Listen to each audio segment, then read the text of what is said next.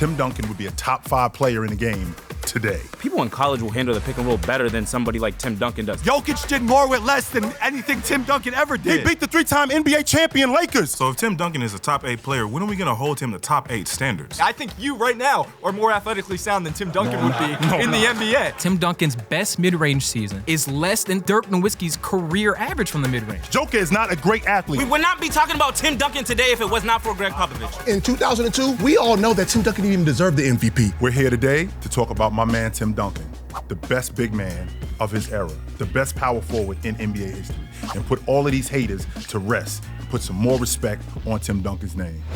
My first claim is Tim Duncan was the best player during the 2000 to 2010 decade. You can't be absolutely more wrong when you have a guy like Kobe Bryant who, beat him 4 years in that span in the playoffs? Actually 3. 3-3? Okay, but how many times did Tim Duncan beat him? Once. So there's no way that you can be better than him in the decade. More NBA championships, I believe, in that decade with 5, so there's no way. Then your boy, King James, we know that he was better than Tim Duncan in that with 2 MVPs, even though no finals MVPs yet. And then the latter part of his career, Tim Duncan, he wasn't really making NBA all first teams or second teams and stuff like that. So, he just became an average player. Even though that's not true, because in 2013, he was first team All-NBA. Go do your homework. That's number one. I do the homework, but actually, you don't. But what center was in the NBA?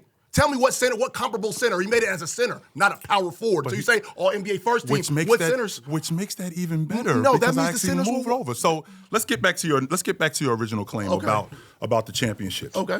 If you feel that way about Kobe Bryant having a better record than him, then you also have to feel that way about Isaiah Thomas, because he got a better record than Michael Jordan. But we all know that's not the truth. Exactly, but that's your claim, though, which also means that Steve Nash got a better record than Kobe Bryant, because he beat him twice, and you think Steve Nash better than Kobe Bryant? Oh, absolutely. But that's your stance. That's what you're standing I on. You brought that up first. That's the first thing you brought up. But you're talking about in the decade. Once again, that's the first thing you brought up. I know, I understand. So that's your stance. But from 2000 to 2010, Tim Duncan was, you can even claim that. Well, give me the year that he was the best player definitively in the NBA. 2003. 2003? No, are you sure? That's because easy. I saw Kobe Bryant on a 40-point streak there, 8 to 9 games. And nobody has never claimed that Tim Duncan was the best player in the game. How many games? 8 games, but he was averaging Tell everybody here, because of your claim about the playoffs, tell everybody here who showed Kobe Bryant in the 3-time NBA championships the door. But years prior, but 08, yeah, when Tim Duncan beat him in the Western Conference Finals, so he beat Tim Duncan. He beat Tim Duncan. He beat Tim Duncan, and Duncan was still awesome in that series, just like he was awesome in the series in 2002. And then in 2002, he was awesome in that series. In 2002, we all know that Tim Duncan didn't even deserve the MVP. Really? Chris Webber led the NBA 61 wins. Webber? 61 wins. Chris Webber? No, not even Chris Webber. Make a claim. It's not even Chris Webber. Please, it's make a really claim. Jason Kidd. Straight up. Stephon Marbury for Jason Kidd. They come from worst to first in the NBA and take them to the NBA Finals. You can't tell. What did Tim Duncan do in that stretch that he deserved the MVP in 02? So mediocre 23-11. Mediocre 23-11. Yes. So let's discuss the fact that we were the number 1 defense in the league. That's number 1. Wasn't best team in the NBA. We were the second best team in the NBA. We had the best record in the Western Conference. No, you didn't. It was Sacramento in 2002. 61 wins. In 2002. In 2002. Okay. So we had the number 1 defense in the league. Okay. The average 23 and 13. That was more than Webber. Okay. So that's more than what Chris Webber was doing. Okay. Not only was it more than Chris Webber was doing, on top of that, I was the best defensive big in the game. Okay. On the best team, because we went to the Western Conference Championship that year. No, you did. In 2002. It was the Lakers. I'm thinking about 2003. I'm sorry. Who eliminated them? In 2002? Kobe Bryant, right? Yes, in 2002, in the Western Conference Championship. But I'm glad you brought that up, because why didn't you bring up the idea of what Tim Duncan was doing? You know Tim Duncan in 2002, I think he averaged, 23 and 13 in that series? But he was the 3rd best player in that series, right behind Kobe and Shaq. He wasn't the 3rd best player? I got you. Okay, I guess we're done. Okay. First of all, you said 2010. Now, let's step away from the NBA. 2000, Kevin Garnett anchored the team to win the Olympics. 2004, what happened? Tim Duncan choked, leader of the team. 2008, what happened? Kobe Bryant led that team. So my question is, Olympics? Is that your logic? Yes, Olympics. You're bringing up the Olympics? I'm bringing up the Olympics. Are you bringing up the Olympics? Hold up. Okay, I'm bringing it up because Tim Duncan was just the poster child for the best franchise in the NBA. He was not the best. He was just the poster child.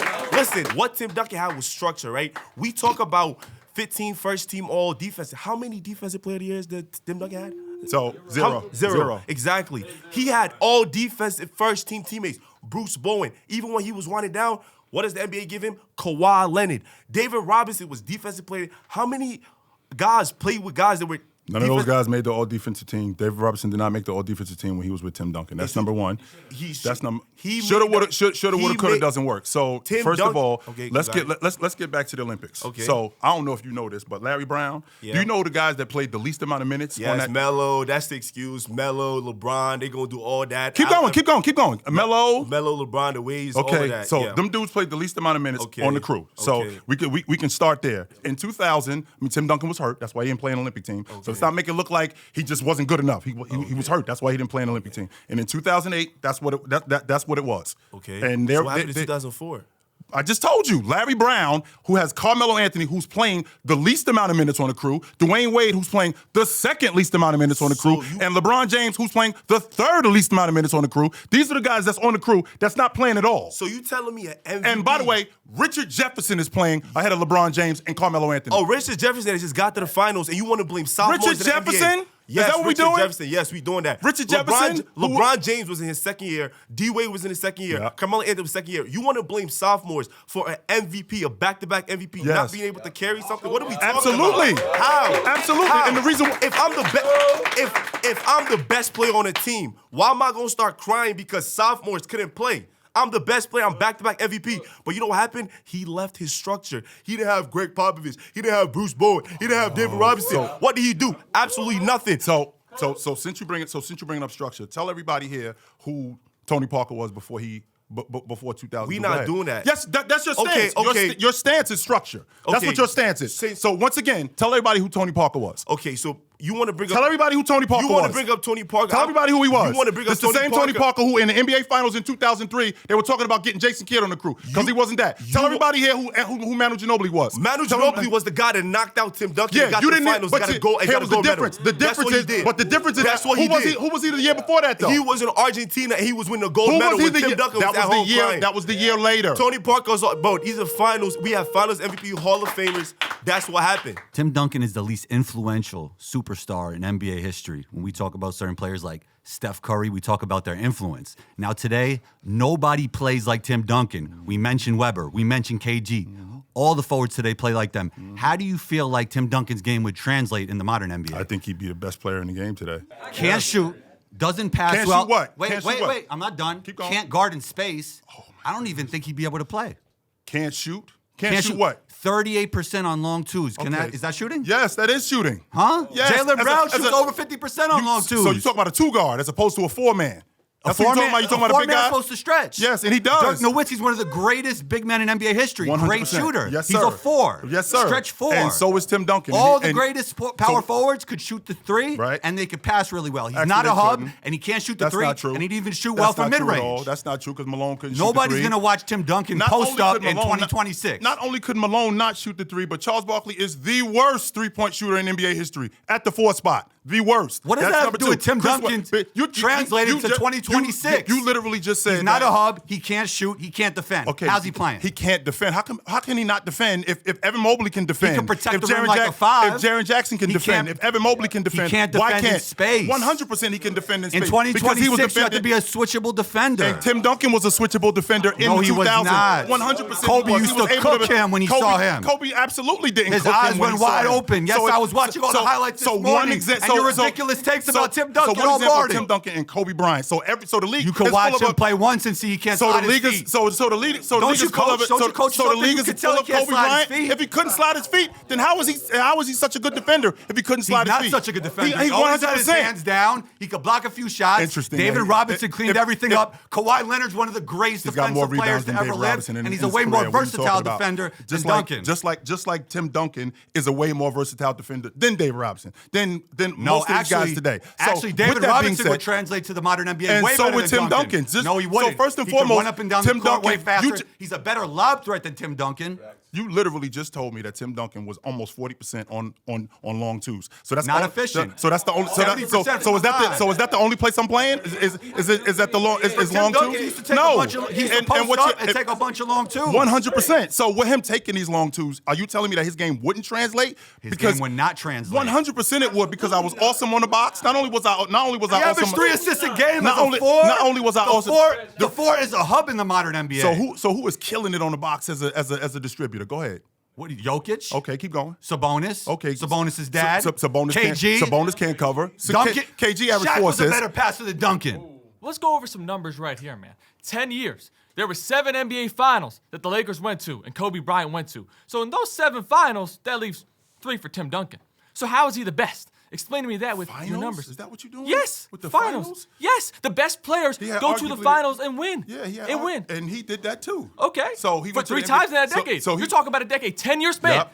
In those 10 years, Yep. he was there 3 times. And how about the other 7? Tell Other 7. Whoa. Tell all your friends here how many Yeah. times he lost in those finals. How many?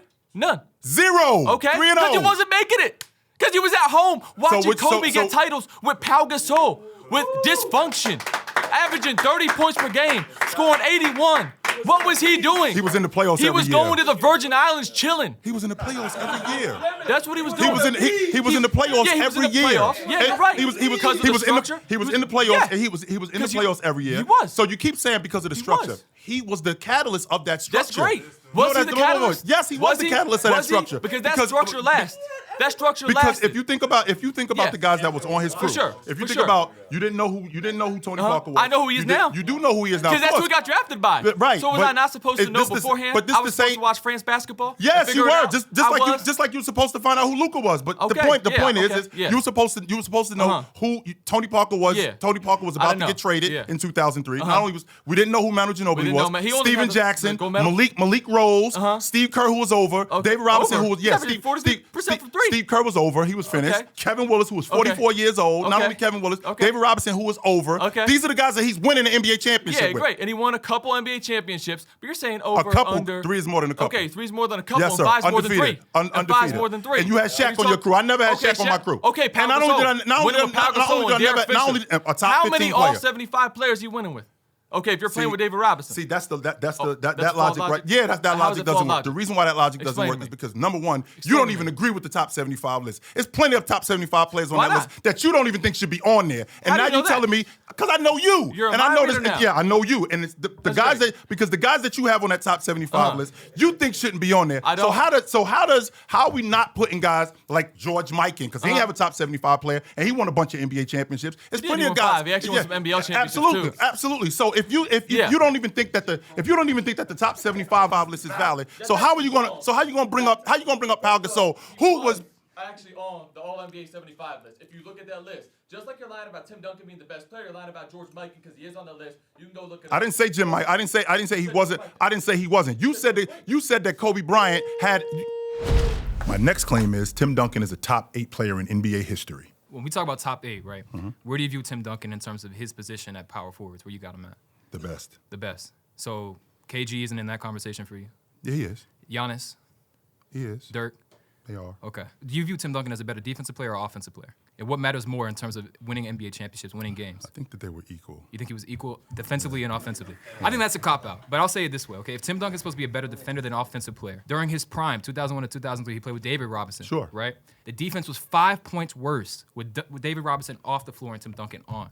He played 55% of his minutes during his prime with the center.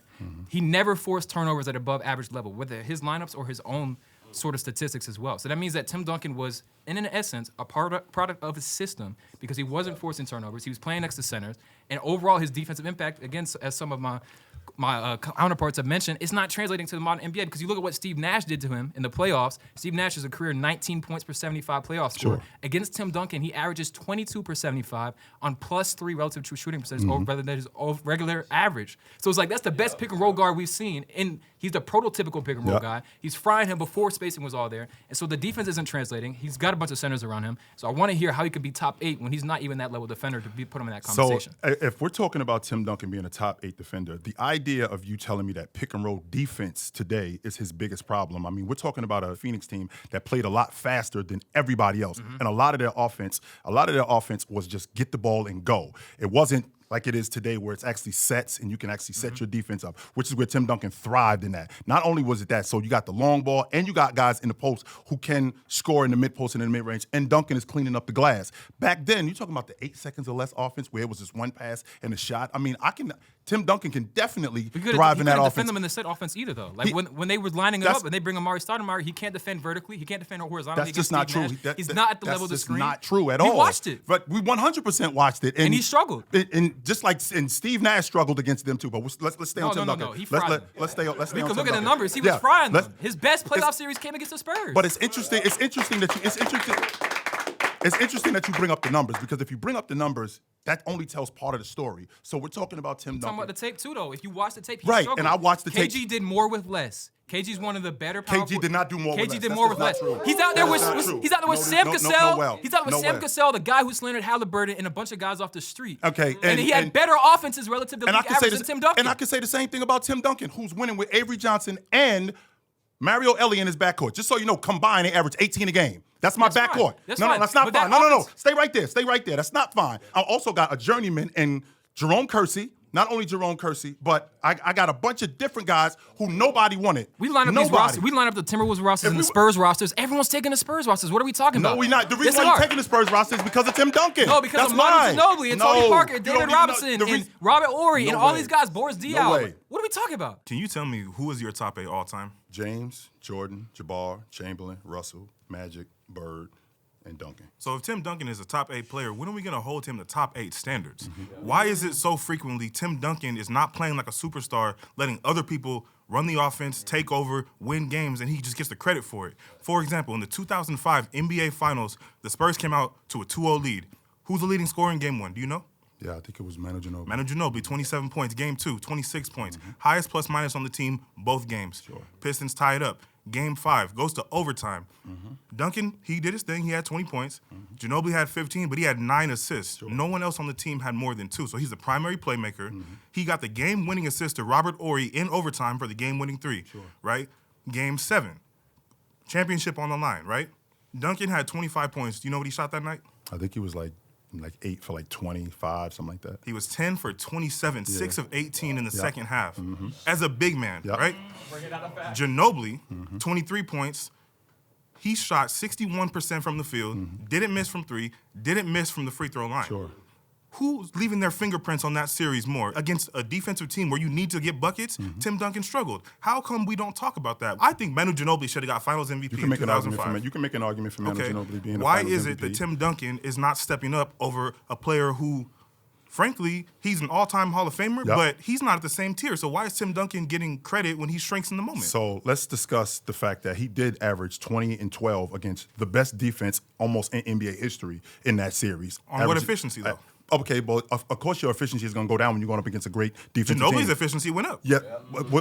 Okay, so Ginobili didn't have the responsibility that Tim Duncan had. Ginobili had more responsibility than he was supposed to have. The reason why is because of what they were doing with Tim Duncan. What were they doing with Tim Duncan? The fact that locking him up? No, not just locking him up. Why was he struggling to score as a big man? He's 5 feet from the rim. He shot 10 for 27 in Game 7. Why are you leaving out the fact that the double team was coming on the weak side? Why are you leaving out that? If the double team came, then Tim Duncan should have had more assists, right? But he was passing, and guys like why are you leaving out the fact that guys like Tony Parker, who also shrunk in that moment, he didn't make open shots. I'm not talking about Tony Parker. I said Manu Ginobili should have won Finals MVP. If you're talking about assists, then you can't just be talking about him throwing the ball to Manu Ginobili. He's got to be giving the ball to other people too. Okay. And the reason why he couldn't kill the double teams. What you're saying? And I'm not saying that he couldn't kill the double team. I'm saying that those other guys weren't able to knock down open shots as frequently against that defense, because that 2004 defense was an emphatic defense. I understand. I get it. The Pistons beat my Lakers too. I get it, right? But I want to know, why does Tim Duncan get protected for that? He struggled and no one talks about it, but we still hear about Kobe and other guys with inefficient finals, but no one talks about Tim. I don't know that he got protected. I mean, they did win. Let's make sure that we clear that. He shouldn't have won Finals MVP. Ginobili deserved it. Let's make sure that we clear that he did win. With that also being said,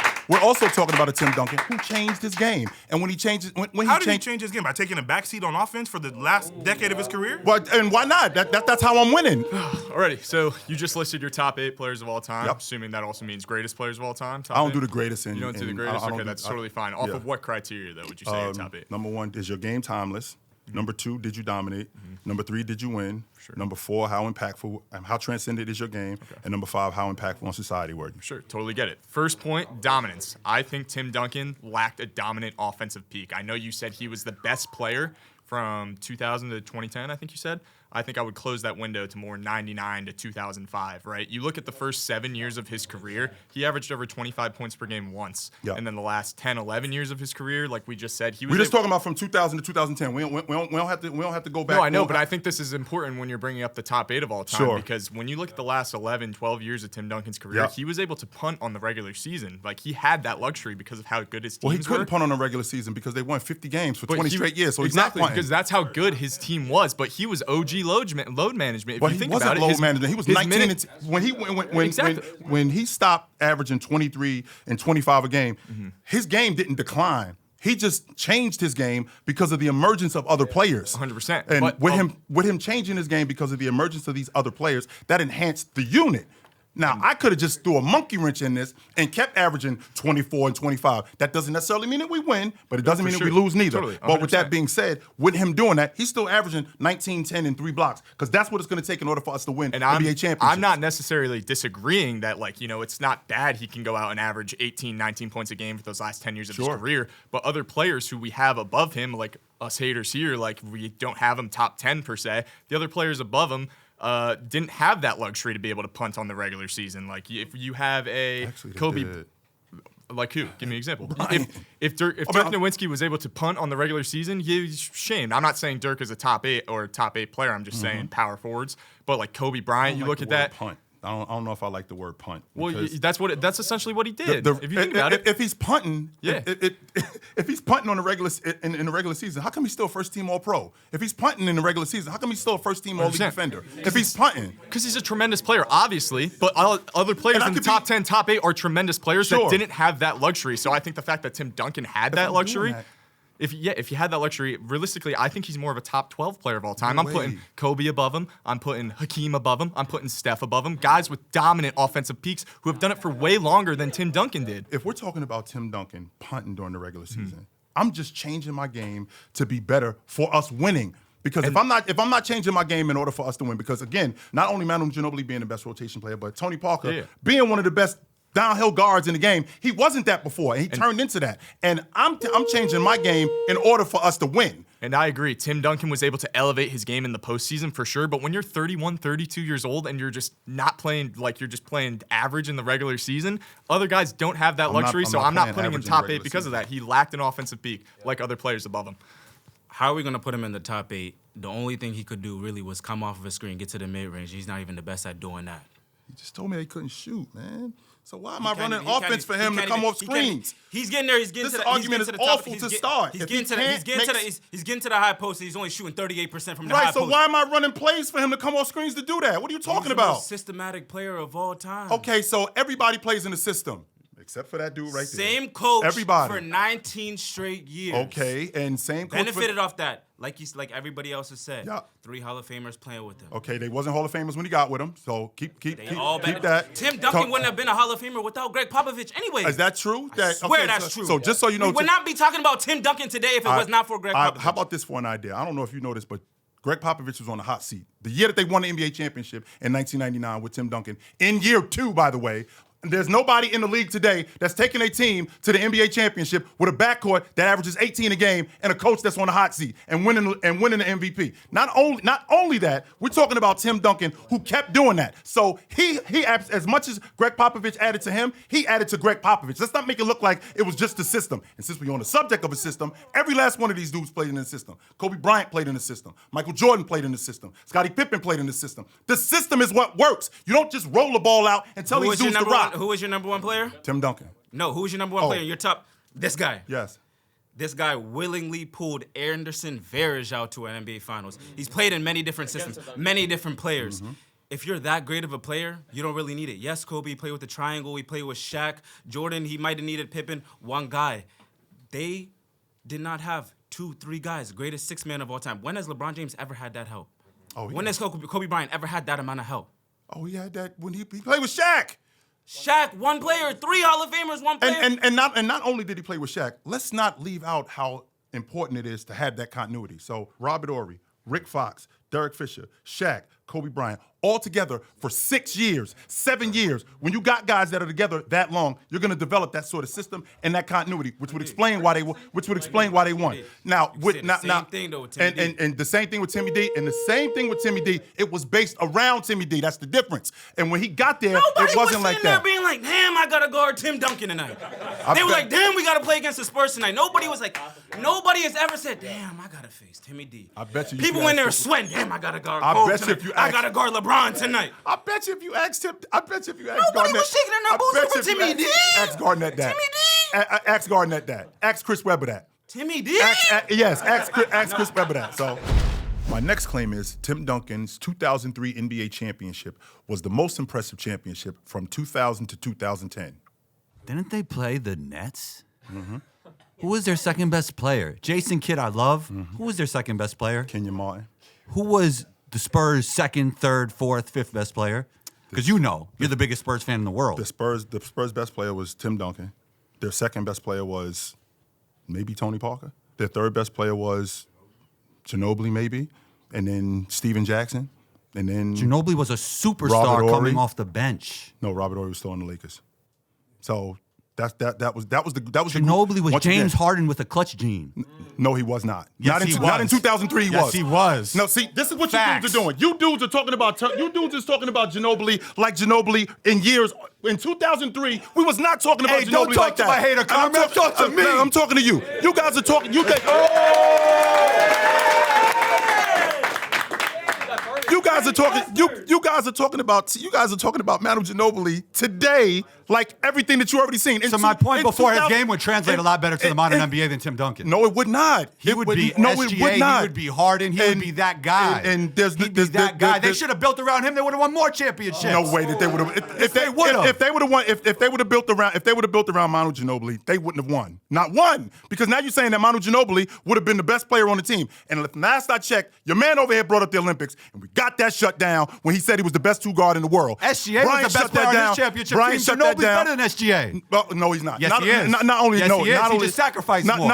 And so did Tim Duncan. He doesn't. He just sacrificed more. And no, he isn't. And you don't even believe that. No, I do believe that. No, you don't. There's Yes, no I way. do. There's no He way just you believe sacrificed that. more. No way. And Facts. if that's the case, same thing with Tim Duncan. Tim Duncan sacrificed more because you're not winning with an unproven Tony Parker, with Steven Jackson, who had been on 3 different teams at that point, Manu Ginobili, who was also unproven, Steve Kerr, who was over, David Robinson, who was over, Malik Rose. Chip. It's 100%. That's not. And not only, let's bring up the fact that who we beat, who we ended up beating. The New Jersey Nets. Okay, we beat the New Dirk's Jersey title, Nets. more defining. So D-Wade's first title, more defining. Are you leaving out? Are you leaving out who else they beat? Jokic's championship. Are you leaving out who they beat? More defining than any of Tim Duncan's titles. They beat the 3 Jokic times. did more with less than No, they anything didn't. Tim Duncan ever did. He beat the 3-time NBA champion Lakers with that group. They won the NBA championship 3 straight years. Tim Duncan beat that group. Was Tim Duncan's title more defining than Dirk? I'm asking a question. Was Tim Duncan's title more defining than Dirk? Okay, Dirk won the NBA more championship. Defining than Hakeem's too. Okay, NBA. More defining than D-Wade's first. Okay, we're going off the subject here. We're going from 2000 to 2010. That's all we're talking beat the about. Nets, bro. Okay, yeah, they did beat the Nets, and they also beat the Lakers, and they also beat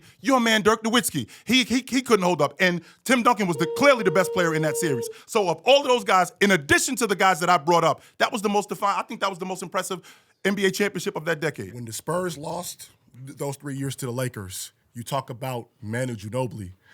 You got to realize Manu Ginobili wasn't a part of those 3 straight losses. So that actually, Manu Ginobili coming to the Spurs in 2003, Tim Duncan couldn't get over the hump those 3 years without him. So I need you to know that. That's They beat them in 99. No, but Manu Ginobili wasn't there. What I'm talking about, the 3 straight Duncan years. was there, though. I know Duncan was there, but I'm just saying, Manu Ginobili.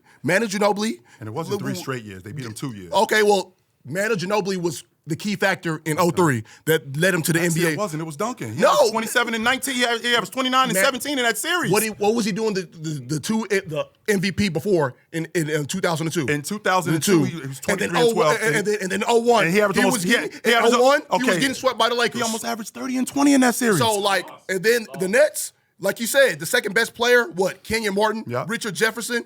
We got plenty of basketball in the decade their championship was better. Name them.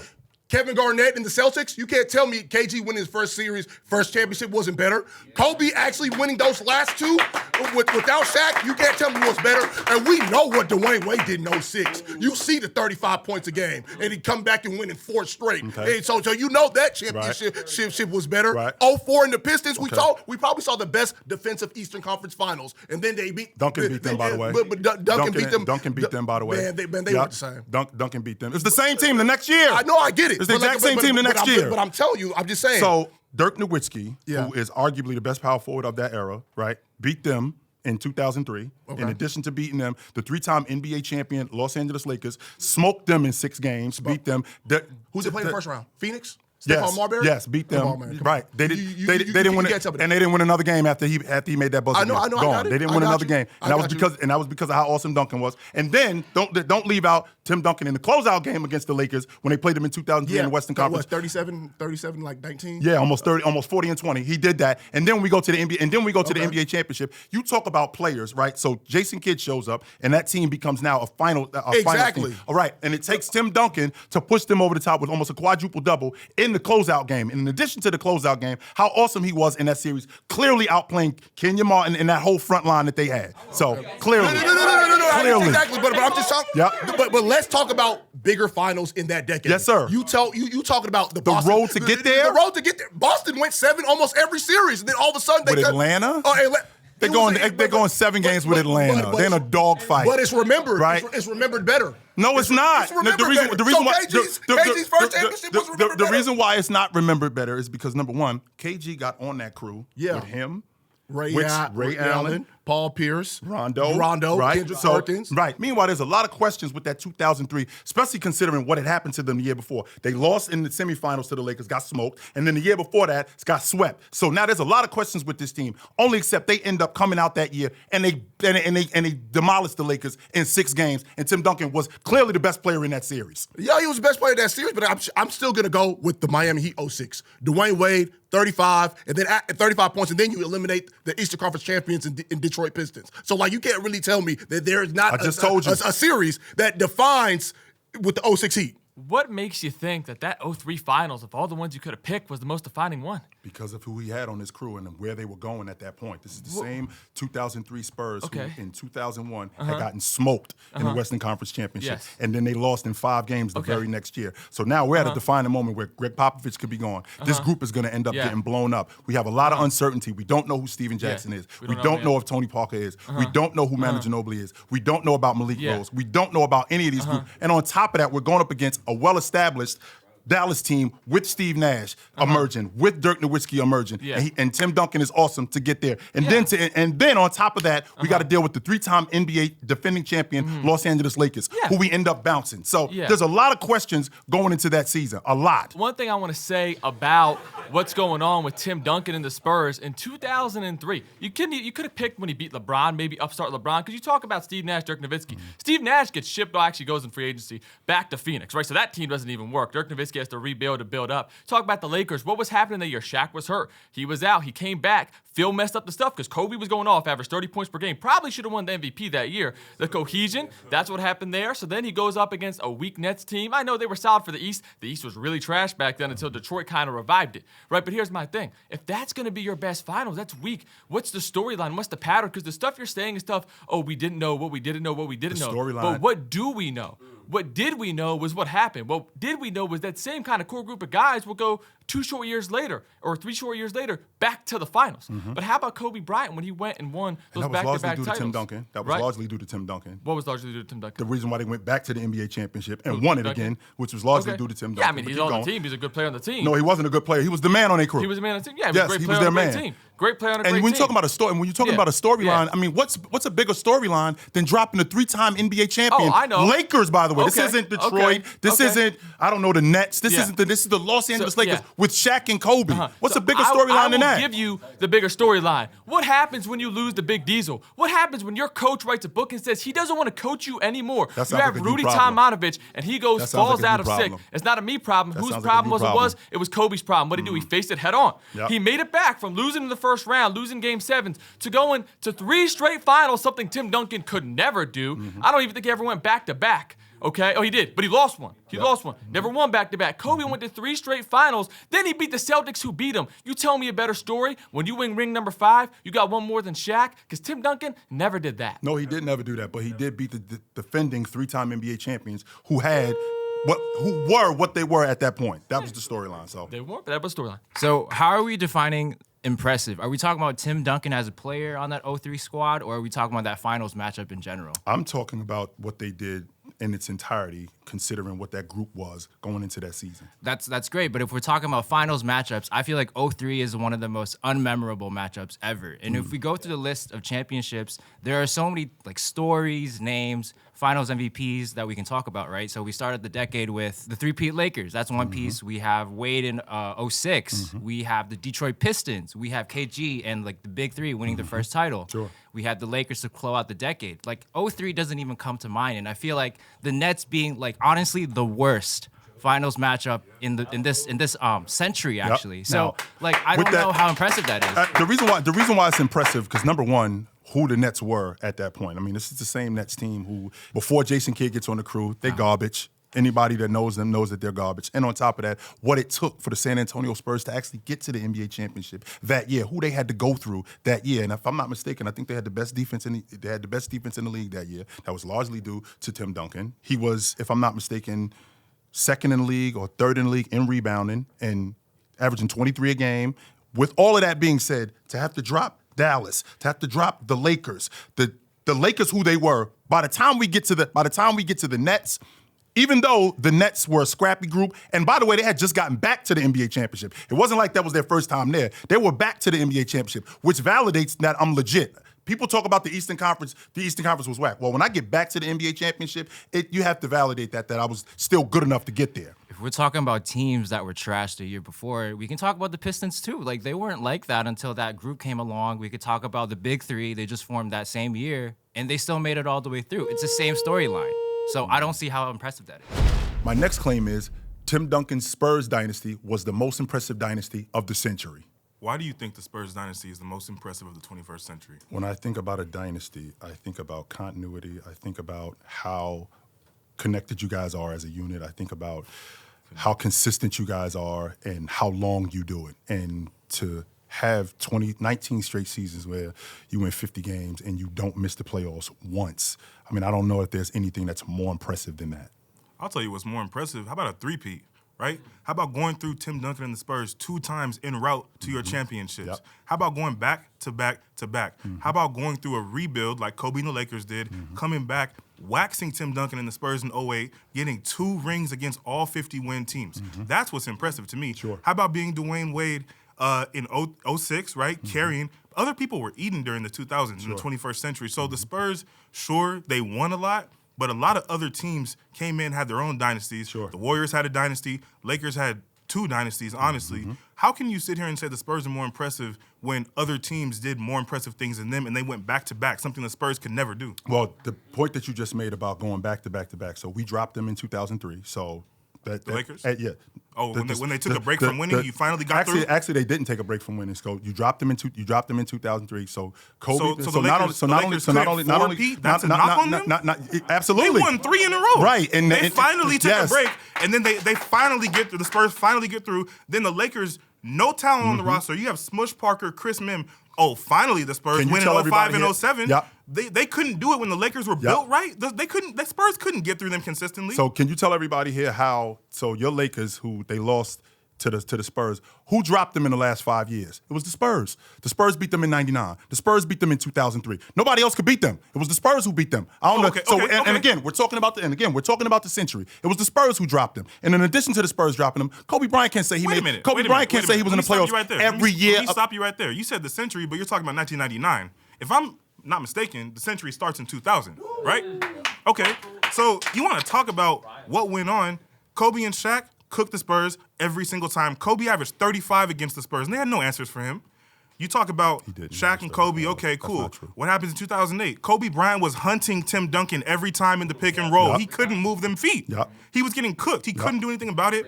In games 4 and 5 of the 2008 Western Conference Finals, do you know how many points Tim Duncan averaged? Yeah, I think he averaged 20 and 8, 20 and 9, something like that. Sounds good, right? Yeah. Until you realize he shot 44% from true shooting and sub 40% from the field as a big man. Why is Absolutely. Pau Gasol matching you in production? Well, it's not that Pau Gasol was matching him in production. It's not that at all. So again, we're talking about Tim Duncan. They didn't go back to back because Tim Duncan didn't do anything. That's not true. The lights were too bright. If the lights were too bright, then what happened? What happened the year before that when they won the NBA championship?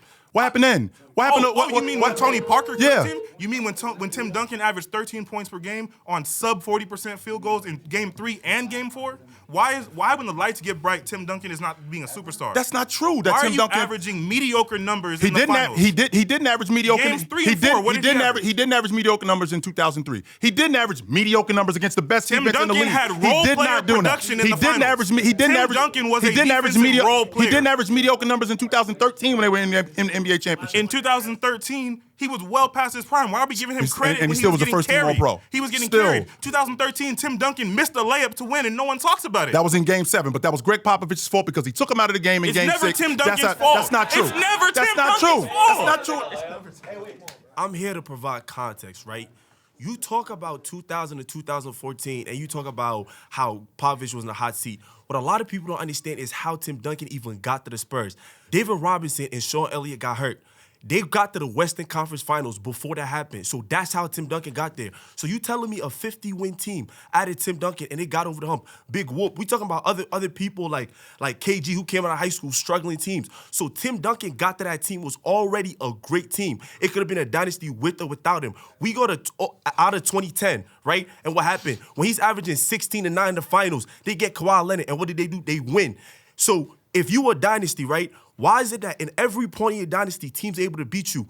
When we got to Amari Stoudemire, killed Tim Duncan.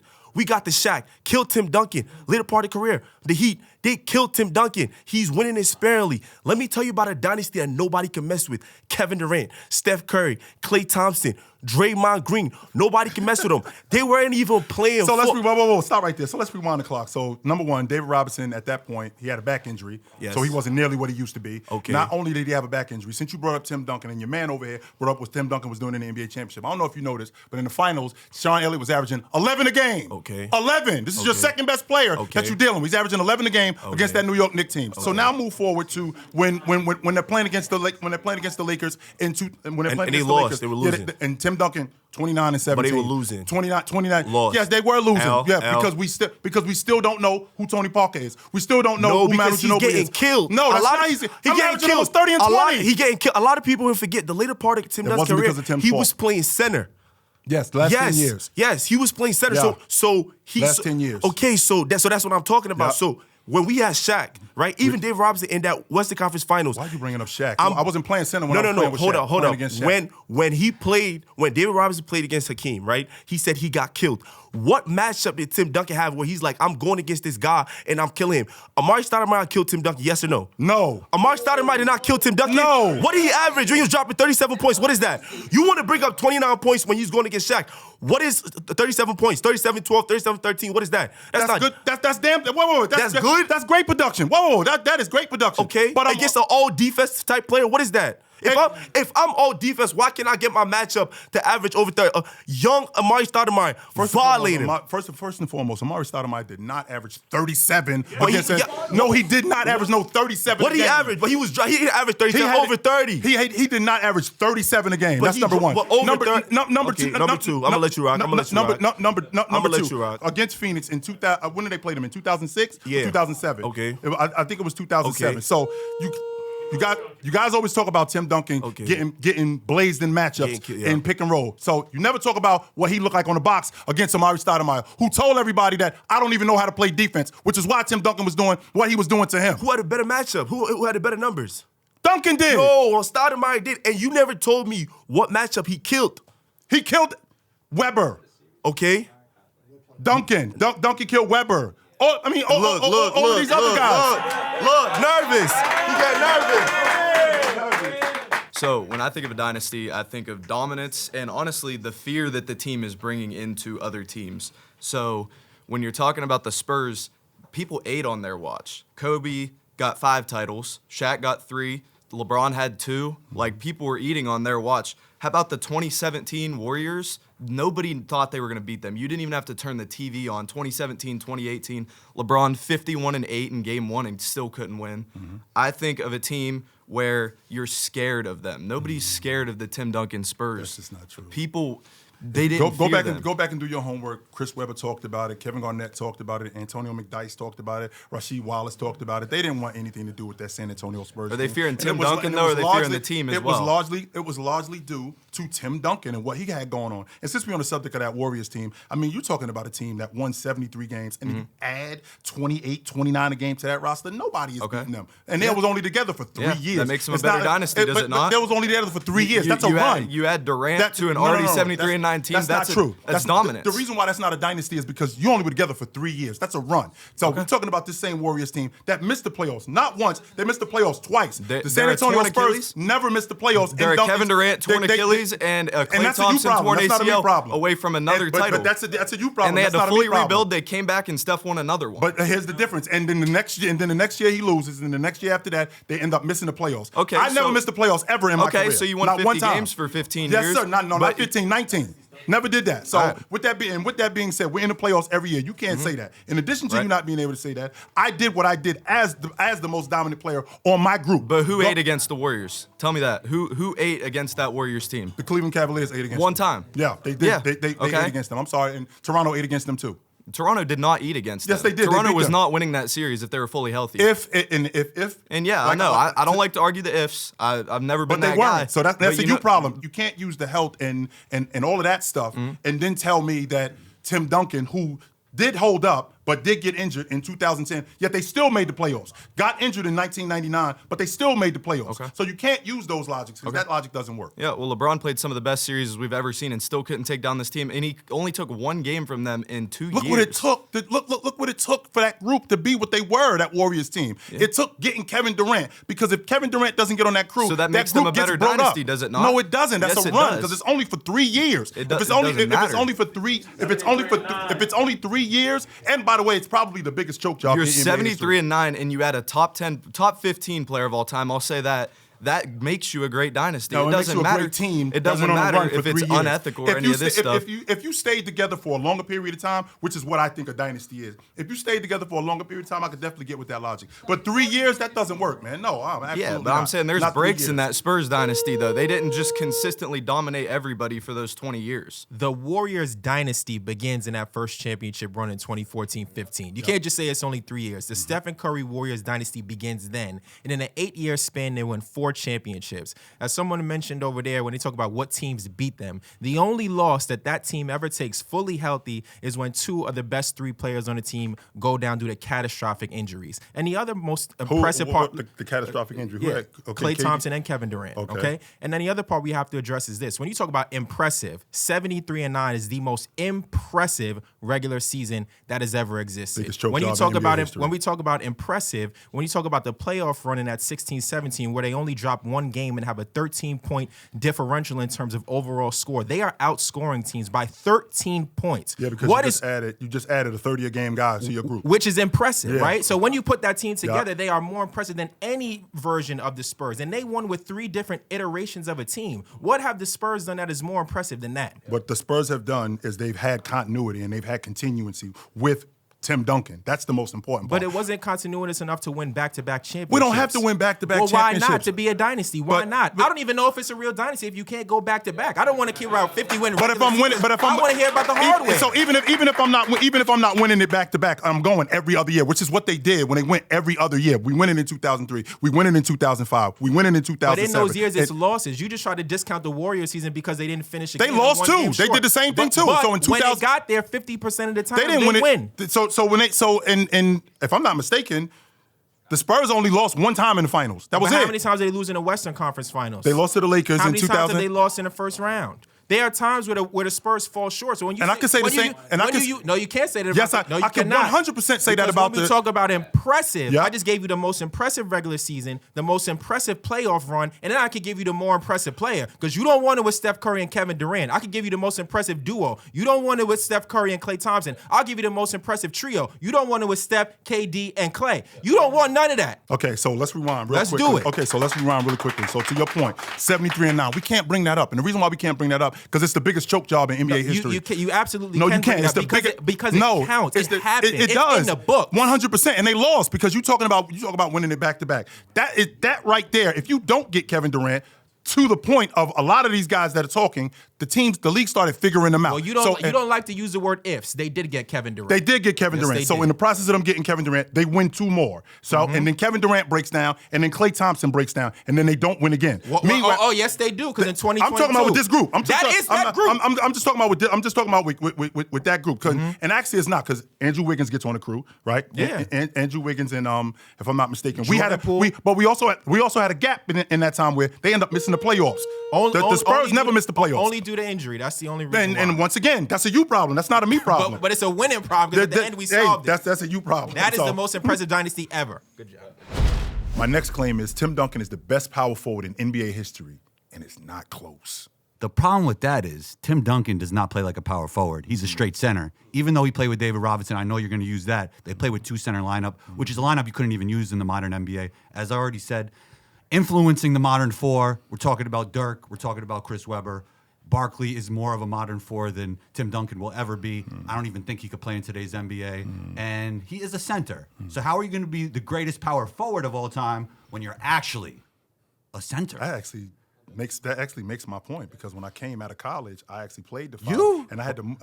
I'm talking about Tim Duncan. I'm just using him. I'm using myself as an You are a example. center, my friend. Right. So as the 5, I got to move over to the 4. So there's different things that I have to learn playing the 4. It's not just guarding the rim. I got to guard in space. I got to guard on the perimeter. He can't guard in space. But if he couldn't do that, then why are we winning? We're not just winning with me making mid-range jump shots. We're not just You had a winning. great team. We're not, You had a we're not- dynasty. No, You we had didn't. Popovich. You had Kawhi Leonard. I just You had told you when I. So You had David Robinson. So I'm glad you brought that up. If I had a great team, so as a rookie. I don't know if you noticed. How many rookies do you know that showed up to the league and finished top 5 in league MVP votes? Magic Johnson basically won the Lakers a championship as a 19-year-old. I'm going to say this one more time. How many rookies showed up in the league and finished top 5 in league MVP votes? Let's stay on task. Yes, let's 100%. Tim Duncan so I was is that major so post-up I- work. I It's was- all he does. No, he doesn't all do he that. does is post, He could- duck in, shoot jump hooks, that's and that hitchy, no energy transfer jump shot that he got. And He you know needs what to work on that. And you know what it Bill got me? Cartwright shot better than him. It got me 5 NBA championships. It got me 2 back-to-back league MVPs. As a It did center. No. But as how a- could you be the as a greatest power 4-man. forward if you're Once a again, center? I did all of that stuff at the 4 spot. No, you I didn't. I did all.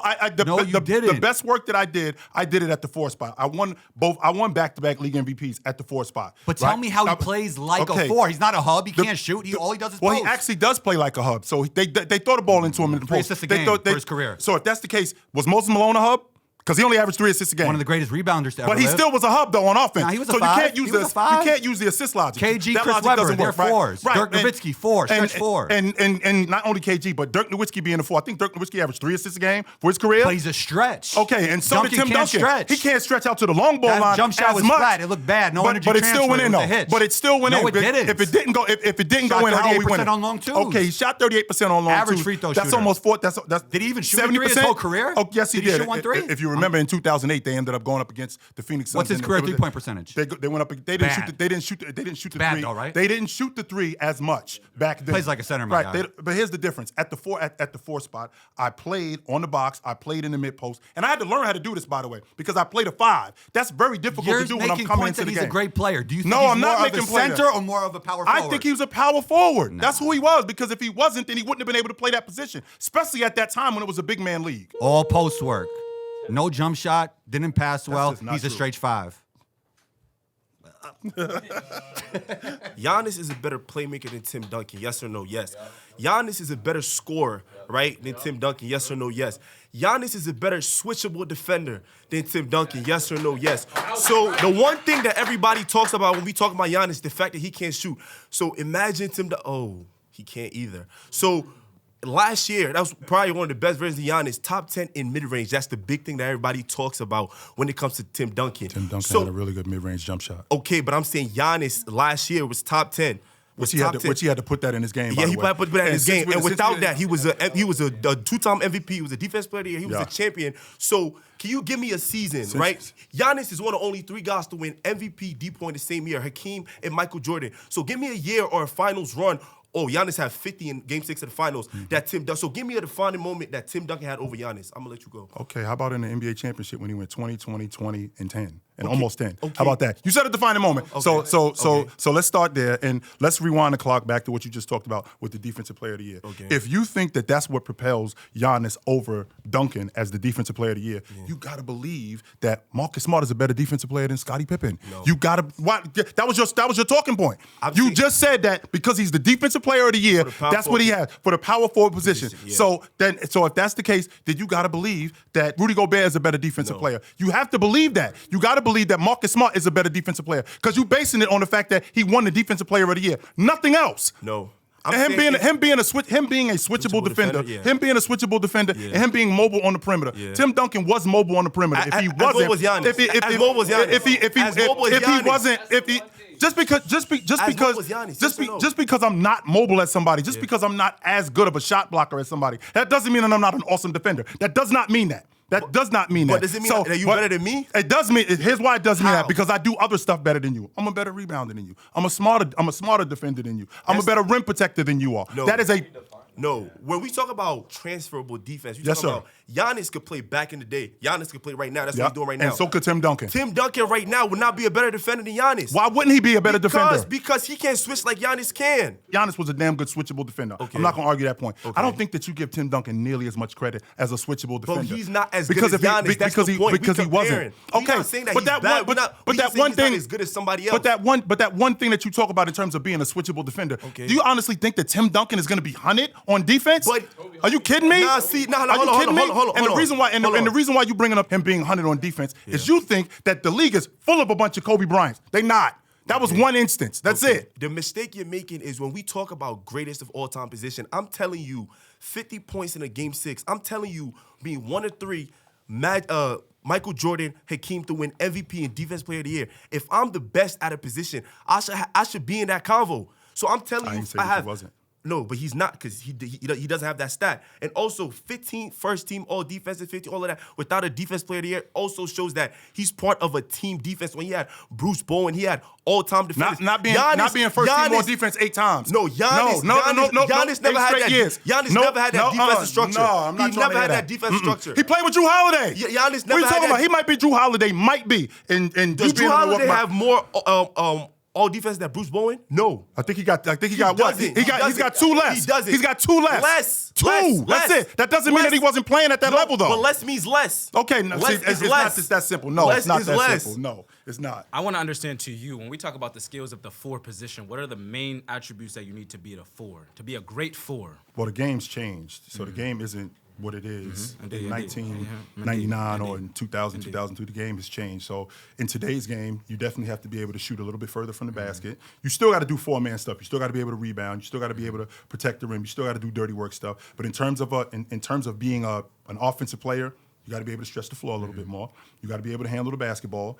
You got to be able to pass. And I think that Tim Duncan does all of these things. And that's why I think that his game translates to But today. to their point, when they say he plays more like a center. So back in the day, they had to do all the dirty work, all the stuff. They weren't bringing the ball up the floor like the 4s were now. But something that Tim Duncan always did, like he's slow. He wasn't breaking out in transition, which is something that a great 4 would need to do back in the day.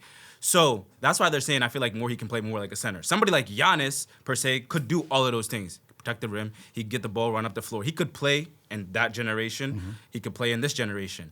Tim Duncan wouldn't start at the 4 position in this generation. You don't think he would start against? You don't think he would start over Evan Mobley? You don't think he would start over? No. Evan Mobley is way more skilled at the 4 position than Tim Duncan. Sure. He could shoot the ball. He could put the ball on the floor. He's so way could Tim tall. Duncan. He's way taller. Tim Duncan not put the ball on the floor. Yes, he could put the ball on the floor. He was not putting because from the 3-point line. Yes, he was not sizing somebody up and putting the ball on. He was doing that to Shaq in the playoffs. He 100% was doing that to Shaq in the playoffs. Come on, he was doing that to Shaq in the playoffs. playoffs. He was doing that to Dirk Nowitzki in the playoffs. He was doing that to Tim LaMarcus Duncan Aldridge. grabbing the ball What are you off the talking glass about? and running down the floor, Okay, so doing behind the backs and all of that jazz. he was taking the ball off the glass and he was going with it. He was doing that. But because I'm not as fast as Giannis, that doesn't mean that I still can't do that sort of stuff. He was taking the ball off the glass. He was getting the ball and going with it. Because I wasn't throwing the ball because I wasn't grabbing the ball off the glass and taking 2 steps from the half-court line and dunking the basketball does not mean that I wasn't doing that. I was 100% handling the basketball. I was 100% playing the 4 spot. He's not in this modern day NBA. No, he's not. He's not even athletic enough to do that. Why can't I do what Evan Mobley does? Athletic enough to do Tell that. me why I can't do what I do what Evan Mobley Inches does. taller than him. He's way more No, he athletic ain't. than Tim Duncan is 7 feet. What are you talking about?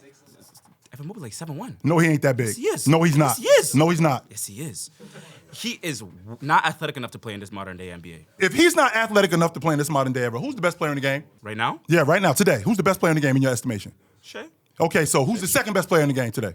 Jokic. And how athletic is Jokic? He's not doing anything that Jokic is doing. How did you?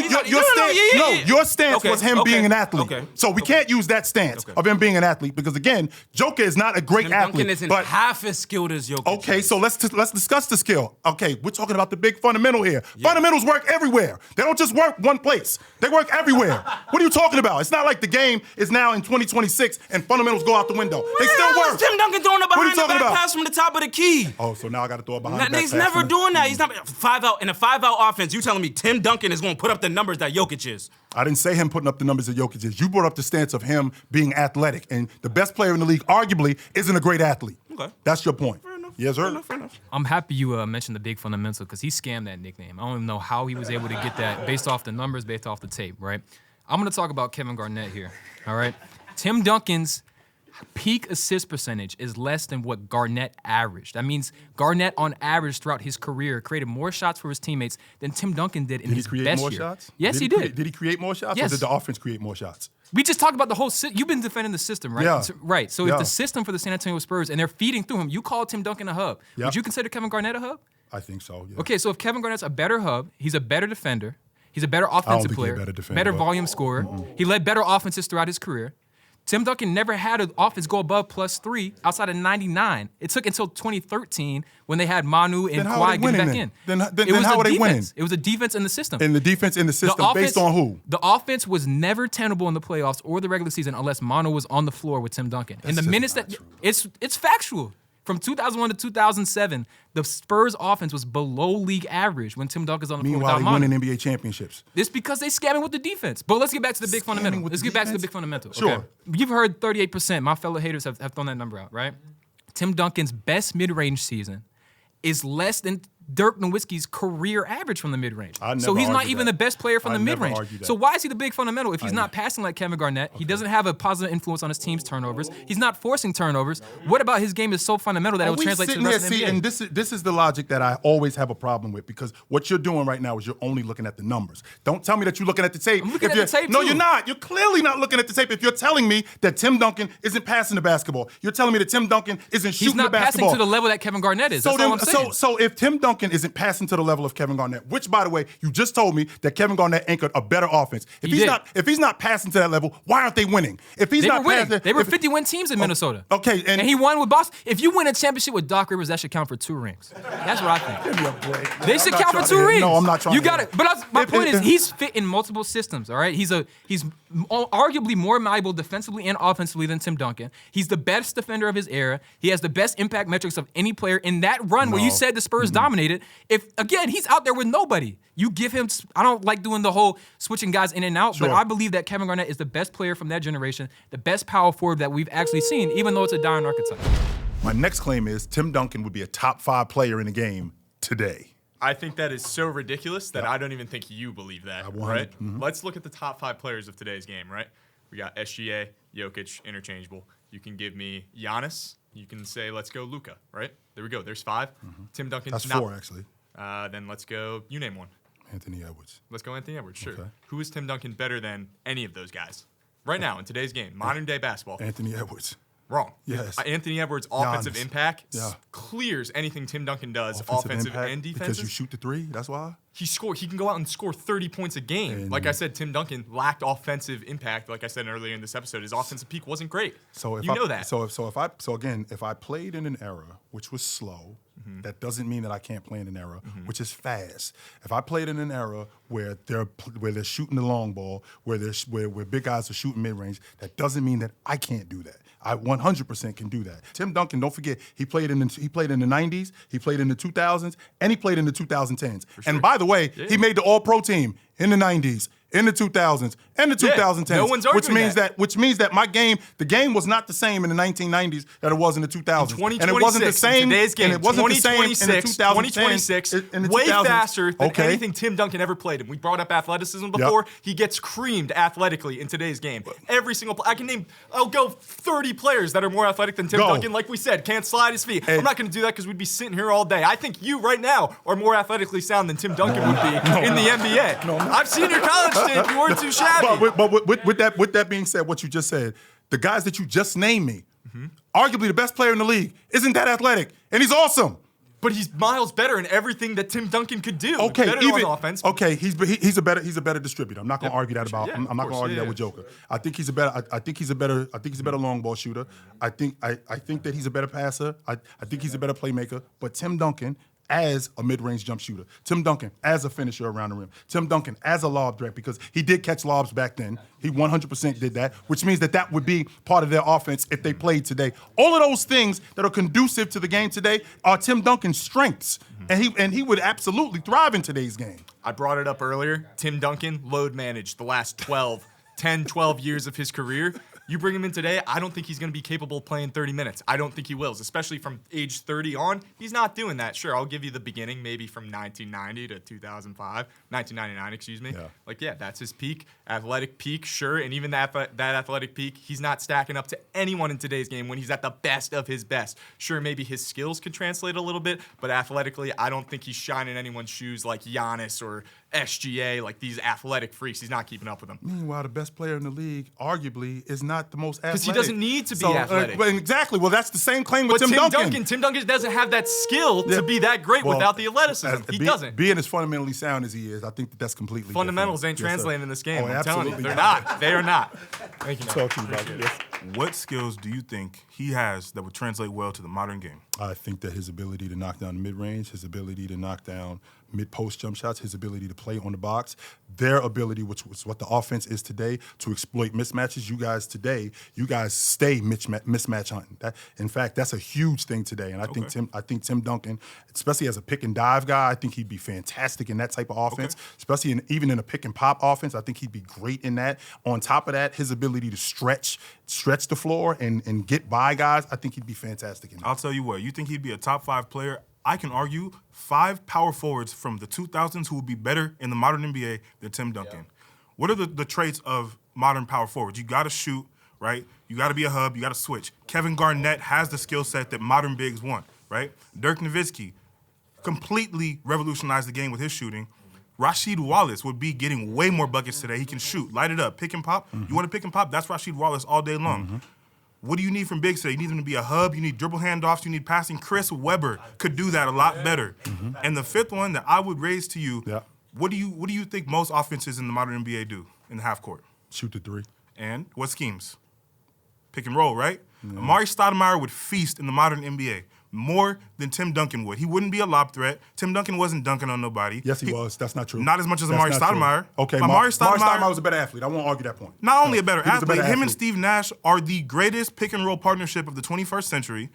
I told you Rasheed Wallace. You want to talk pick and pop? Every scheme in the half court, I can name someone that does it better than Tim Duncan on both ends of the court. You think that Rasheed Wallace is a better pick and pop big than Tim Duncan? What? How else did Rasheed make his money? He was picking and popping. No, he wasn't. Rasheed Wallace was a hub. Rasheed Wallace, they threw him the ball in the box. So and he was hitting threes above the break before 7-footers were doing it. So if he's better at that, then why would Tim Duncan be better at that in the modern game? But that doesn't mean that I can't do that. The reason why you're speaking hypothetically. Rasheed did it though. I'm not speaking hypothetically because Tim Duncan, I remember he didn't shoot the three as much as Tim Duncan, but he did shoot the three.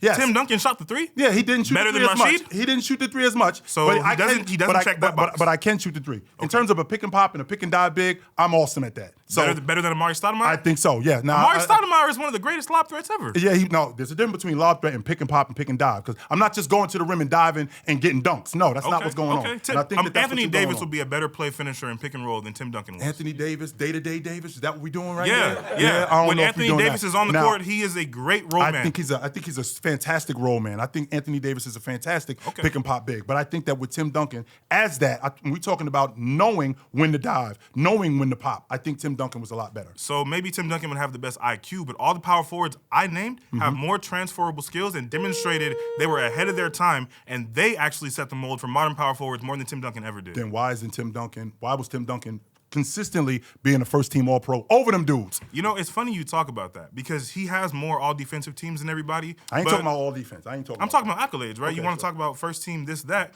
We already named he got cooked by Zach Randolph in 2006 when I think the Spurs had the best chance to win 3 championships in a row. Tim Duncan went crazy in Game 7 against the Mavericks. He had 41 points. Dirk Nowitzki put 37 on his head. You know what Tim Duncan did in overtime? He was 1 for 7 and they lost. Score. So why is it that when you have a chance to make a statement against other great power forwards, you can't step up? But he did make a statement against. He other didn't great beat him. powers. Dirk beat him. He dropped 37 on What his about head. If you're a great defender, why are you getting 37 dropped on your head? What happened in 2003? How did Dallas get? That's the 1 year he really peaked, and then What he do you was mean coasting 1 year? after That was his best defensive year. But he did win though, and they beat that. They beat the Dallas But he also Mavericks, got scored on way more than we and want to so talk did about. Dirk Nowitzki. I don't think Tim Duncan has quick enough decision making to play in this modern NBA. When you saw Tim Duncan come off that pick and pop a lot, what was he doing? He was taking his time to come and get into that jump shot. They don't have that much time to get into a jump shot in modern day NBA. You have a lot of things where as soon as he comes off the screen, people are right there. He has to make a dump pass. Like he had much more time. And the game, yes, it's faster athletically, but the game also nowadays is faster mentally. Sure. Somebody like Paolo Banchero, Tim Duncan's he's not sliding with him. He's going downhill straight on him. Like they said, Tim Duncan, when he got against more physically inclined players, his efficiency on defense went down. And yes, you bring up Ant-Man, but there's many other players that we can put in there. Jaylen Brown, Jason Tatum, in that 5 spot that we could say are going to be better than Tim Duncan. So I just want to know, what do you think he would do, and what do you think his averages would be if he's a top 5 player? So that it's interesting you mentioned that, being able to process the defense and being so during that time, it was really condensed. It was. So there wasn't nearly as much space. So I didn't really, I had more time. I had less time to actually process. But when there's a lot more space, and I only got one guy in front of me, and not only do I have one guy in front of me, there are other guys that are not even close. So it's just you and me. So now I'm processing just getting behind you. And a great offensive player and a great bucket getter, I'm not looking at you. I'm looking at the guy behind you because I'm already past you. So if we're playing in a space like that with Tim Duncan today, he's already looking past Paolo Banchero. He's already looking past some of the best bigs in the game in terms of getting the ball in the pick and pop. That's not true at all. If you go back and watch it tape, the pick and roll era now to then, it's much faster. The decision making is much faster. For the point guard, for the big, when the big comes off and he's making his move, you can even look at somebody like college. Like, people in college will handle the pick and roll better than somebody like Tim Duncan does.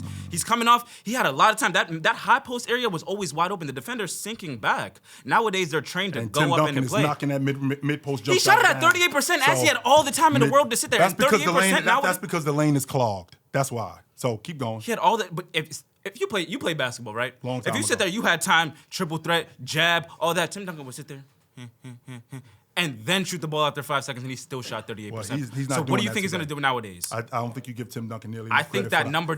I think that he number declines. No. In all honesty, and shooting less than 38% from the mid range off that pick and pop is not sustainable in this NBA. I definitely not think at all. it is, but- No, it's not.